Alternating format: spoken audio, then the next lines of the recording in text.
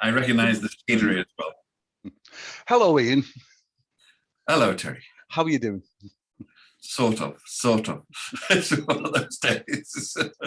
Shall I call you Professor or Mr. Williams or Ian? Nah, Is Ian call okay? me Ian. Okay. Ian is the legitimate one. Excellent.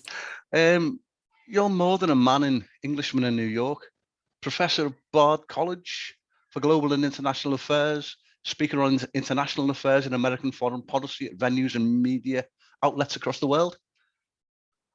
Yep. We seem to have met 5 minutes ago on Facebook. Yeah.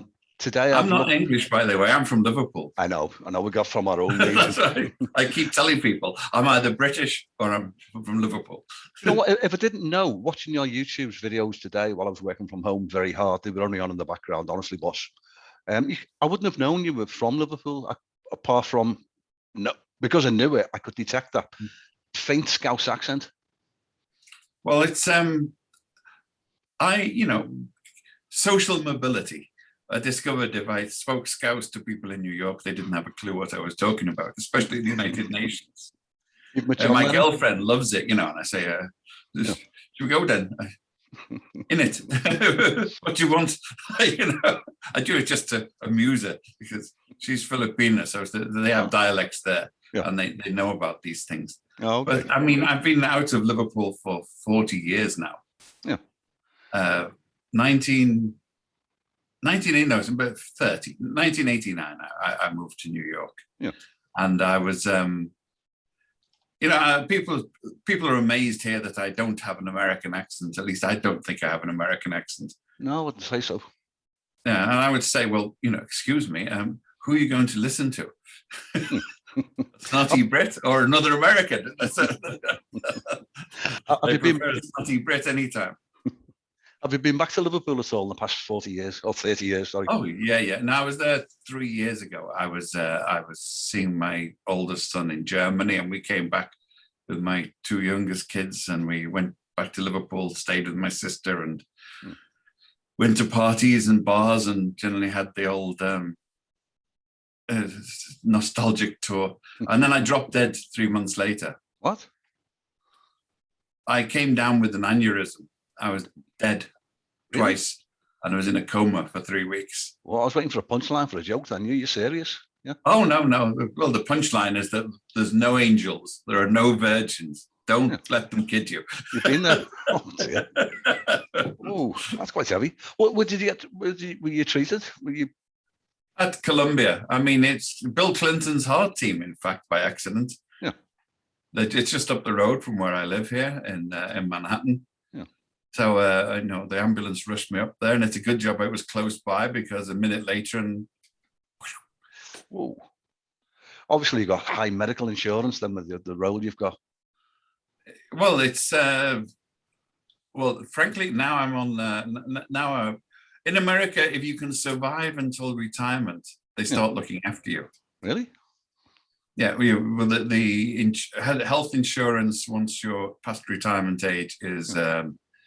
It's bad, but it's not as onerous. I mean, I pay $140 a month on lots of incidental costs, by the way. My hospital stay would have cost me $7,000 as my contribution. Yeah. But on the other hand, I saw the bill. Yeah. What was that? Something... 1,400,000. Jesus. Oh, well, I'd have traded me in for an older model, for a newer model, if I got a bill like that. Yeah. Obviously, we don't see these things with the NHS, which we all take for granted. Yeah. No, I've got fond memories of the NHS, and I was one of the first people born under the NHS. Yeah. 72 years old, I think. Yes. Back in 1949 in Wiston Hospital. Yeah. Oh, that's been completely rebuilt. I don't know whether they had a chance to go back there, but there's like a massive new wing now built to the hospital. Looks brand new, spanking new. Yeah, well, my father died from there, so I was sort of kept. That was before I left in '89. Yeah. Okay. Can I just take you back to '89? We mentioned it on our brief chat on Facebook. You were involved at the time on the local. You were working as a freelance reporter, or were you employed by a particular newspaper? I mean, I transitioned. I started off. I was working on the railroad out of Edge Hill and Lime Street. Oh yeah. And I was full time on the National Union of Railroadmen's executive. And then I went on a sabbatical for a Nuffield Fellowship to India, studying the unions in India. Yeah. And I came back with this, it was like a virus that it was difficult to get rid of. Sandfly fever, the old doctor said. Saw a lot of it when I was out there, old chap. It was then, while I was still recovering, that I was an active Labour Party member, and you are, that I discovered Liverpool Labour Party had changed a lot while I'd been in London on the national executive. Yeah. And I did not like the changes. So I sort of put myself behind, I wrote a series of articles about Derek Hatton and his friends, for which I got offered to have my legs broken at regular intervals by some of his less disciplined supporters. Yeah. Eggsy himself offered to have a punch out behind the town hall with me. Yeah. He'd been told I was ill, so he felt safe about it. And I was deeply involved in, and what we were trying to do was to present what you might call a traditional Labour alternative. Yeah. Certainly not right wing. I mean, we got speakers coming to the Trade Union Centre, like we got Tony Benn, Robin Cook, Claire, what's her name, the development minister. And we brought them here to show that there was another left possible apart from Derek Hatton and Militant. And they hated us for it. But then, we eventually won. And then when the intervention started, Kinnick's office came to me and said, was there anybody locally who we could ask to sort of take charge? And my friend Peter Kilfoyle, the former MP for Walton, had just come back from Australia. And we'd had conversations on this. And I said, well, look, I think Peter's your man. His instincts are solid. He's, rock solid left-wing Labour, can't stand Militant. And he's got relatives everywhere. He's archetypal Liverpool. It's always Art Fred and Art Tommy. He's related to most of the Liverpool Labour Party.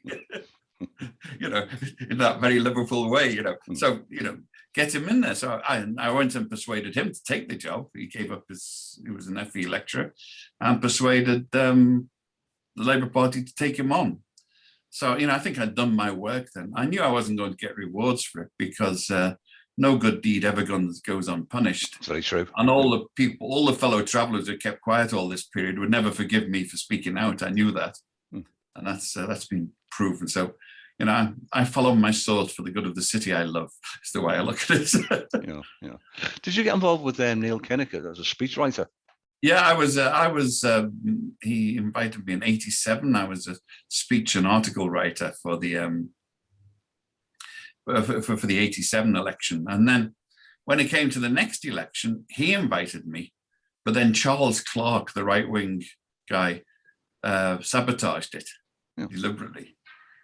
They never forgive you. Did you have any input for that, the famous Kinnick speech, the conference? Actually, look, one of the things about Neil, I did lots of good things, but his best speeches were himself when he was,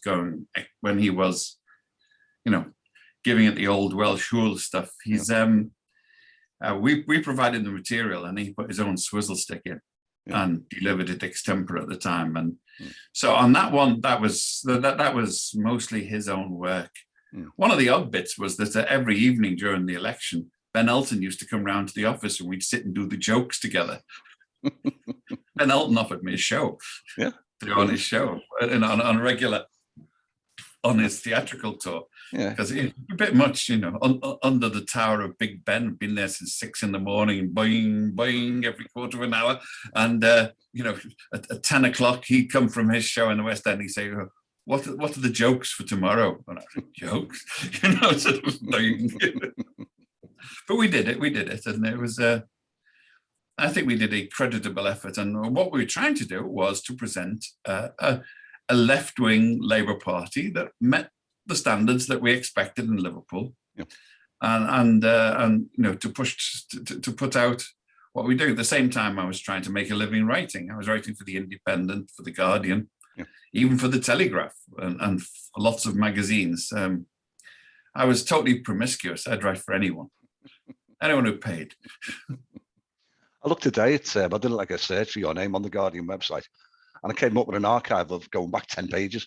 Click next, click next. There's that many, hundreds of articles, a whole range of subjects. You've interviewed many of the world's political sort of heavyweights and influencers and politicians, decision makers. Yep. And, you know, the one thing I've always found is you see their feet of clay. Yeah. I remember when I was a kid in Liverpool, the idea of knowing a shop steward, you know, from left wing was a big idea. Then you met the shop steward, and he's not so clever. And then you met the branch secretary. He's not so clever. And then you met the district officer. He's not so clever. You met the councillor. You think, he's only human. And then you met the MP, and you think, he's hardly human, you know. And you took it up. So you get a sense of, you don't have a sense of awe about these people. So that's proceeded all the way up. You know, I've known the last 4 Secretary Generals of the United Nations personally, you know, on chatting terms. I've known foreign ministers. Only last night I was telling some friends down in the Greenwich Village a dirty joke that Sergei Lavrov, the Russian foreign minister, told me when he was at the UN. Oh, yeah, I'm sorry, but name dropping is part of it. You asked me. That's what you do. All of these people, so you know, it's your day to day. Yeah, that's no problem with that whatsoever. And if you look back even earlier, when I was in Liverpool, my first really big name was as a teenage Maoist. I was in China during the Cultural Revolution, and there's a picture of me with Chou in life. You haven't got that far back in the website. I haven't. No. Normally, I've got. And you know what I'm wearing?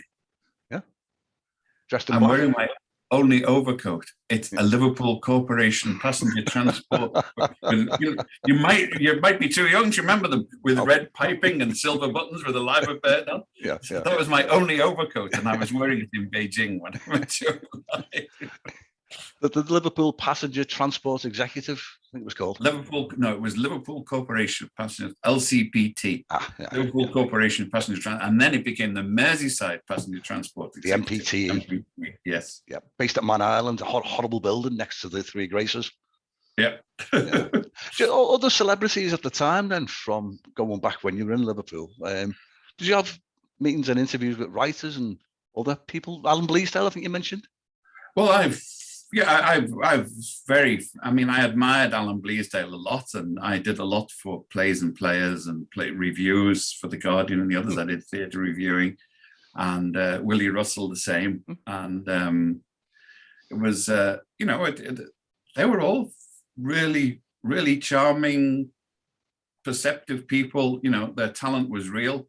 And it was Alexei Saylor's an old friend of mine, so I thought, I mean, at the time, it shows how far ago I was almost doing him a favor by interviewing for the Independent. It was that early in the career, you know. So the young ones, wasn't it? I think his career took off. Yeah, it was from round about then. But he was doing stuff in the comedy in the comic store, the comic strip, the comedy store when we knew him. And that once again, that was going back to the Waverley Under. I've got a funny story about Willie Russell. Yeah. Well, I used to regularly attend the American Actors Theatre of Louisville that had an annual New Plays Festival. Yep. I was going over one year, they produced all the new plays, and they said, you're from Liverpool. We're doing, was it not Educating Rita? What was the other one? Shirley Valentine. Oh, yeah. We're doing Shirley Valentine. And he said, could you do the screen notes? Could you do the program notes for us as a favor? Yeah. So I said, sure. And I wrote the program notes. And I said, this was, you know, Willie Russell's story of the woman who discovered the clitoris wasn't a Greek island. And so I got to Louisville, and all of the glitterati from the American theater were there, you know, all in New York black. All the people from Kentucky were in flowered frocks with blonde hair, and the New York contingent came out best dressed in basic black, men, women, everything, you know. And we came down, and then the guy who commissioned this in the theatre boy said, Ian, he said, there's been a bit of a problem. I hope you don't mind. He said, we had to alter your copy. I said, why? He said, well, you know, this is the Kentucky's the center of the Methodist revival in New York. In America, I said, so what? I said, well, they didn't like that. We had to take out the clitoris. I said, why? If they don't, look, if they're that Methodist, they don't know what the hell it is. If they do know what the hell it is, then they're self-confessed as being pruriently interested. So it was just one of those big setups for a Shaggy Dog story. That evening in the theater bar, I came across, and I saw him on the other side of the crowded bar, and all of these New York feminists were there. And I said, that man cut out my clitoris. I mean, God works hard to give you lines like that. Brilliant.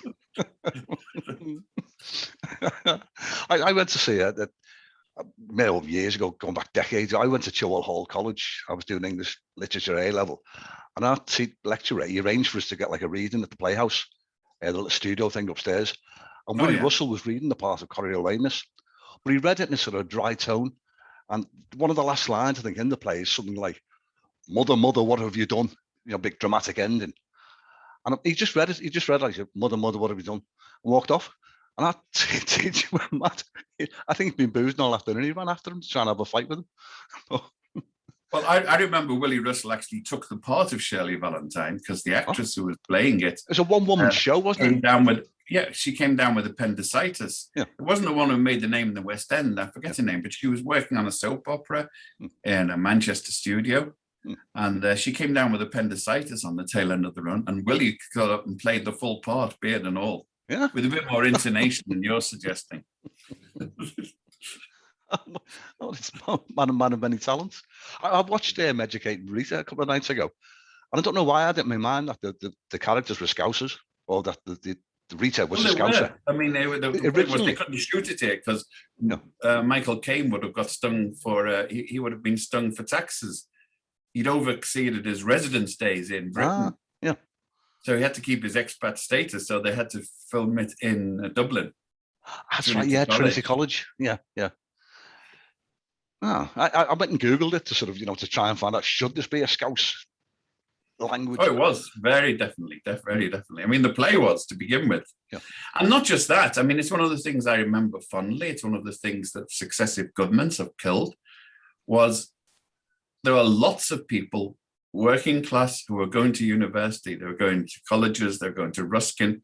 They're going into English. And there are people, who I remember fondly, who went back and Liverpool University, some departments in particular, really encouraged this. And, they gave opportunities. They put their hands on the scales to make sure that people from, working class backgrounds could get entrance. And it was an honourable tradition and educate. I knew sort of several possible role models for educating Rita. And Willie Russell knew them as well. So did Alan Bleasdale. I mean, this was our milieu. We were from the council estates, remember? University was not a natural thing for us. It was I remember when I mentioned that, hey, Mum, the teacher says I should go to university. What do you mean? And he said, and then she sat calculating, said, how much from your grant you send home? I said, I think you got this the wrong way around, Mum. I think you're supposed to send money to me. She didn't lose interest right away, but it was it was part of the core there. We did not know.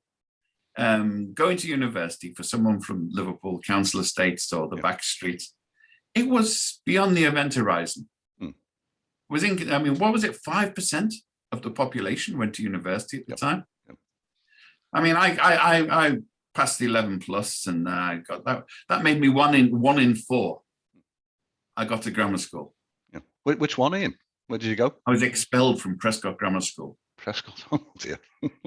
Yeah, I was expelled in the sixth form. Oh dear. Multiple rebellious behaviours. Yeah. Oh dear. Whereabouts in Liverpool do you come from?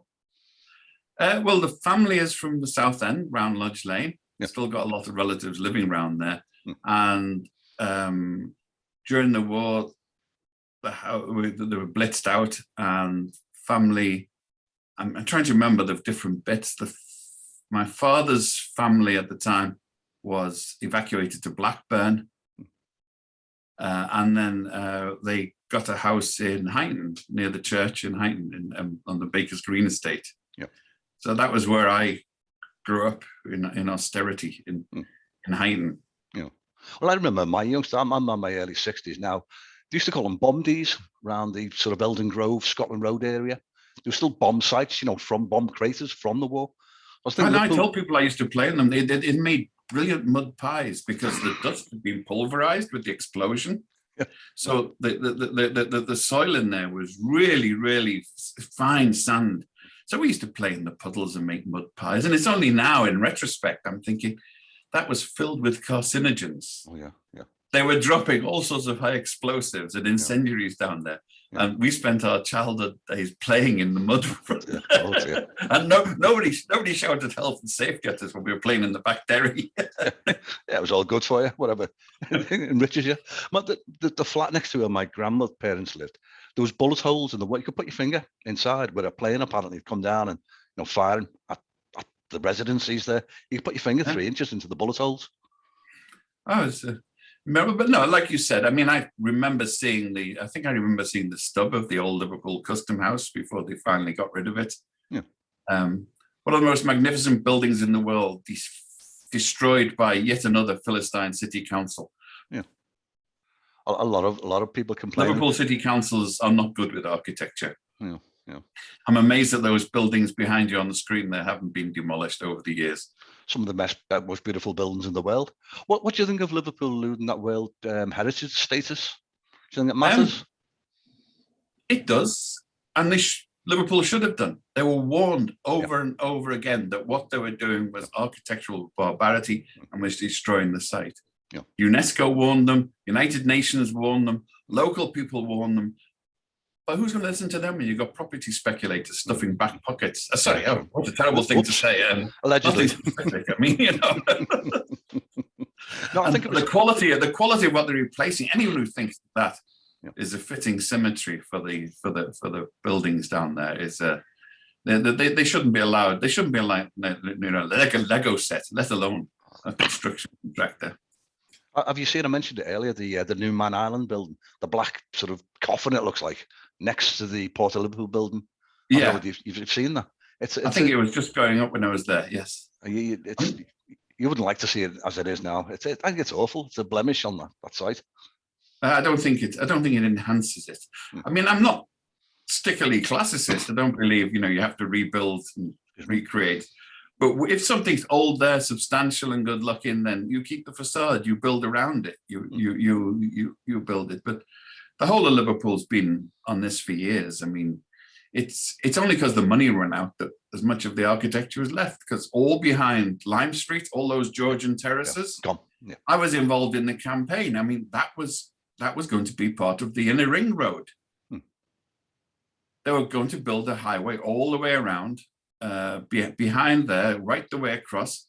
I think was Rodney Street directly affected. It was going to go in front of the cathedral, but basically they were going to destroy most of the architectural heritage to build a ring road.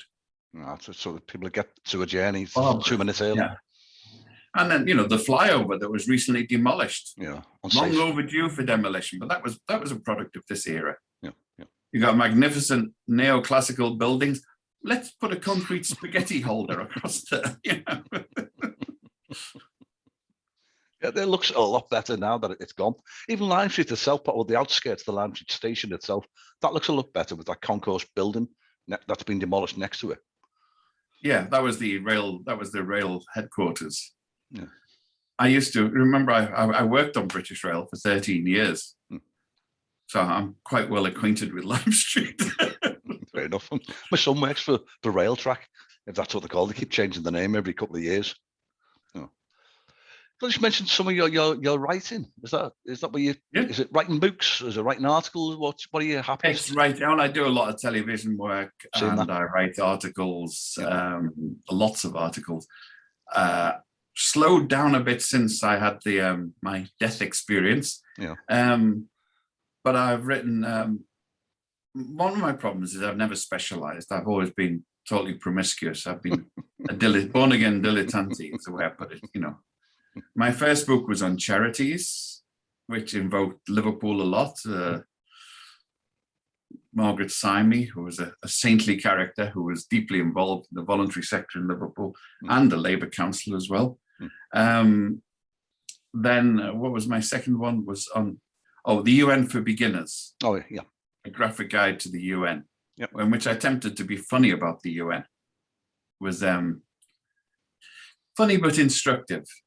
And it worked because one of the guys who was the UN's Iraqi negotiators, Sahnoon, he called me up and he said, Ian, I've been reading your book. He said, what is it?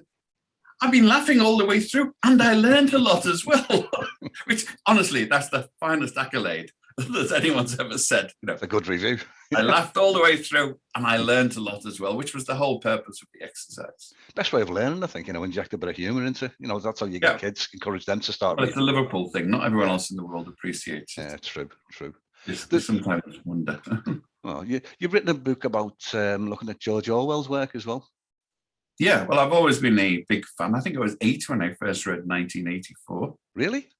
Yeah, I was precocious. I started reading early. That's quite heavy reading for a child. I thought you might have said maybe Animal Farm, but no, I got onto that later. Yeah. But it was obviously I didn't understand the full nuances of it, but it stuck in my mind and the imagery was there. And it's been one of my core texts for how I run my life, about telling the truth, that 2 and 2 does not make 5, no matter what you do, no matter how often you say it. And the whole idea of doublethink, people saying something they don't believe in. And I've come across that so often in politics. Yeah. You're talking about the era in Liverpool. There were people there who would stand up on a platform next to Derek Hatton and Militant and applaud with them, and then come back to me afterwards and say, hey, Ian, did you know this? And give me all the dirt on them. Yeah. Because they didn't want to risk their political position by alienating and getting militants on their case. Whereas I was, I didn't give a damn, really. I always worked on the principle that it was far more comfortable to be able to turn over, wake up in the middle of the night and turn over and go back to sleep. Don't toss and turn that you've violated your conscience in some way. I saw examples of doublespeak. I don't want to get into heavy politics, but Boris Johnson, he's sort of shouting across Parliament, this group of people, they want to get rid of universal credit, as if suggesting that they want to take away all the welfare benefits and things for the Labour government. That's a double think in motion in today's world. Yeah. No, it's a fact that, as people often point out, 1984 was a warning, not a textbook. Yeah. I like one of the lines in that he says about the image of the future was it the image of a man with a boot stamped on his face? Stamping on a face forever. Yeah. That's quite a vivid image. Oh, it is there. I mean, it's the image you get from places like China and Brazil and the others, where it's and America now with its authoritarian. I never thought I'd see I knew some Americans were pretty thick, but I never thought I'd see it. Thought I'd see anything like the anti-vax demonstrators. I mean, another of my favorite writers, Mark Twain, is alleged to have said that I wish no man dead, but I often read obituaries with great pleasure. And I've read a lot of obituaries later with a great deal of pleasure. Radio announcers who've been inveighing against vaccine, who've been inveighing against maskers, and the recorded of their last gasps in the ICU. Oh dear. Do you know when that first signs of that? I was thinking, is this some kind of? I'm always looking to see. I double check whatever is reported on mass media. I try and think, there's any truth or some hidden agenda behind that. But it's obviously this. That's ridiculous. I think this should be illegal. I think people denying. There's that many people, millions of people around the world. Well, there you get onto dangerous ground. You see, I believe in free speech. Yeah. But on the other hand, I believe people who abuse their free speech should have to pay the penalty for it. Yeah. And the way the government, what they've really built on is the fact that governments have been lying through their teeth for decades. Boris Johnson's government, Tony Blair's government, think about Iraq, yeah, Bill Clinton, all American presidents have lied through their teeth as a general rule, you know, and most politicians do. What was it Jeremy Paxman said when he's interviewing someone? He looks at them and says, "Why is this lying bastard lying to me?" I mean, that's the only legitimate journalistic position to take. And I say this as someone, you know, I've been told off by people who I was friends with for telling the truth about them. Yeah. As a journalist, I feel I've got to. Ian, outside of writing, you run a weekly radio show, book reviews. Well, I'm afraid that that went on the back shelf when during my death. It was very difficult to run it from wherever I was. Are you fully 21 days in a coma? Are you fully recovered now? Are you back to? Pretty much, not completely, because it weakened me a lot. You know, I'm walking, but I was walking a lot more vigorously beforehand. Yeah. But on the other hand, I mean, most people who suffer an aneurysm like that, apparently it's 97% death rate. Ooh. So I was one of the lucky 3%. And then while I was in the coma, they told me I had kidney failure and God knows what else because of the toxic anesthetics they were putting in. Yeah. So you know, it was a damn near run thing. I had to go in afterwards because there's a second stage of the operation they didn't do before because they said it would have killed you, which is engaging of them. You know, it's engagingly honest. Yeah. But my chest is like Jackson Pollock with a razor. I've got lines. I don't know what most of them are for. Up, down, stitches, holes there. What's that hole? Can't remember. You didn't write any bad articles about the staff there, did you, at the hospital? The staff were good. The staff were good. I remember telling 3 or 4 weeks after I went back to see the surgeon, and nurse, my favourite nurse, came running out. Ian, it's so good to see you, and you're walking. And I said, I don't want to shout it. There's a lot of customers around it. Is that unusual? She said, oh, yes. It was very unusual to have customers walking back in after they'd had $1 million worth of surgery pumped into them. It may sound like a stupid question. Do you have any memories, like a dream from that time in the coma? Or, you know, people say they got this near-death experience, although the soul floats away. And no. There were no tunnels, no lights in. But in fact, I was in an alternative universe for the full 21 days in real time. I was having a narrative that was unfolding, and it got so bad that I thought I was in India, in Tamil Nadu. Yeah. You know, and this is in my dream. I was giving interviews at a Cairo airport from a wheelchair. Yeah. I mean, stray things I think must have impinged on my mind, and it was building this whole alternative universe because it gets bored. But when my son came to the hospital for the first time, I was conscious and I was waking up, and I said, you know, where have you come from? He said, from Harlem, which is where his school is. I said, how? He said, on the bus.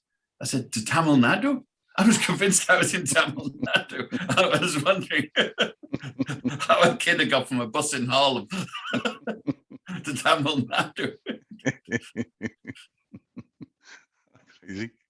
Well, one night I lived in Stevenage for a couple of years, moved out to Liverpool. And I came back to Liverpool one weekend and went on a heavy session. We ended up boozing all night till, I don't know, 2 or 3 in the morning. And I just about managed to stagger to a taxi. And I told the taxi driver my address in Stevenage. And he sort of, I had to search for some kind of ID in my pocket for my Liverpool address. I kept saying £1 Avenue, it's down there and this way and that way. He didn't have a clue. It does it to you. Yeah, I think so, yeah. The demon drink. Yeah. Ian, I'm conscious of the time. It looks like the last, 35 minutes? It's flown by in about 2 minutes. Is that how long it's going? Well, could we chat again some other time, perhaps? Yeah, sure. We get on to books. I've got quite a lot of collection from Liverpool here in the past. You have? Collected books, yes, from, you know, Picton's memorials of Liverpool slave traders, Liverpool privateers, and so on. I'm very proud of being from Liverpool, and it's my home still, even after, what was it, 1989, 30 years now. Yeah, that cliche, you can take the man out of Liverpool. Yes, so it's no, it's there, and I always feel at home when I come back. Except it has changed a lot. Yeah. Yeah. But then, I'll go into the Phil or the Crack and the Blackburn and the other pubs around there and have a drink, or the Roscoe, and it all seems home sweet home. I was in the Philharmonic last week. I didn't realise they got like a reading room down one side. My cousin, he's a singer-songwriter, John Jenkins. He was doing a concert there in the back. And it's still amazed again, just going into the toilets in there, the best toilets in the world. Well, Paul McCartney did a concert there. That used to be the cocktail lounge. Was it? Yeah. The big room at the back. Yeah. It was because Walker wanted. I mean, these were the original gym palaces. That and the Big House, and what was the other one on Lime Street? You got the Big House. He wanted to show the pubs could be works of art, that they weren't just the Vines. Yeah, he put the best of his craftsmen in there to get this. He was trying to elevate the pub, because remember, it used to be Manchester man, Liverpool gentleman. Well, shipping millionaires. So this was the people who came from the Philharmonic. They could go to a pub that were, in proper surroundings, not with the spit and sawdust of being cleaned up at least once a day. I think the time's catching up with us. I've really enjoyed this, and I really appreciate the short notice, and it's been brilliant chatting to you. Really could make it another one in a couple of months' time. Sure, no problem. What I'm planning on doing, I'm going to edit this now when it comes off, but I'm going to put a link to all your books. And is there a particular website you want me to put a link to? Well, I was lost sort of touch with them all. The one that I've been trying to repopulate was Deadline Pundit. Let me write this down. Deadline Pundit. Yeah, I had a blog on there which I haven't been maintaining properly. Because it's a bit difficult coming back from the dead and then having to start everything all over again. It's I don't know how Lazarus did it. It's better than the alternative, though, isn't it? Well, I don't know. I wouldn't be there to worry about it, would I? Yeah, that's true. I'm pragmatic about this. Good. Well, I'm glad you look to me like you fully recovered. You sound fine.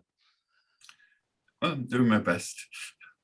Okay, well, as I say, thanks very much. This is because of my book on rum as well, of course. My book on rum and tequila involved a lot of intensive on-hand research. Well, do you know what? I wanted to chat. I could have chatted to you about just those two in particular.